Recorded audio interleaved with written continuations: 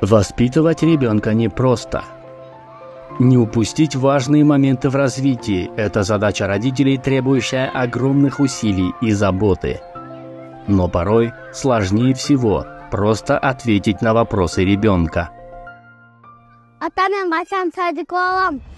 Этот вопрос волнует миллионы родителей по всему Кыргызстану. Детские сады в стране переполнены. Давайте взглянем на цифры. Дошкольное образование является фундаментом для будущего развития детей, и в соседних странах этому вопросу уделяется особое внимание. В то же время в Кыргызстане охвачены только 24% детей. То есть из миллиона детей в нашей стране 740 тысяч не могут ходить в садик. Тревожная статистика. Однако решение есть. Есть простой, но эффективный способ, который сделает детские сады доступными для большего числа детей. Мы предлагаем переформатировать спальные комнаты, создать больше мест, заменив спальную мебель. И мы уже применили это решение в нашем пилотном проекте. Переоборудовав комнату в муниципальном детском саду в одном из жилмассивов столицы, мы освободили места для 180 детей, стоящих в очереди.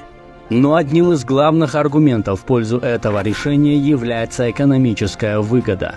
При строительстве нового садика одно место для ребенка обходится бюджету в 500 тысяч сомов, а в случае трансформации понадобится всего 14 тысяч сомов, что в 36 раз дешевле.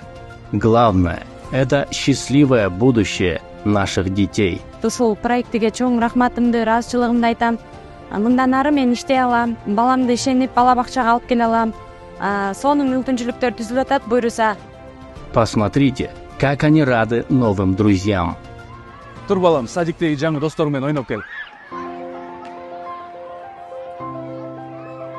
Только представьте, каких результатов мы можем достичь в масштабах всей страны. Вместе мы сможем создать светлое будущее для наших детей, которые с нетерпением ждут вашего ответа.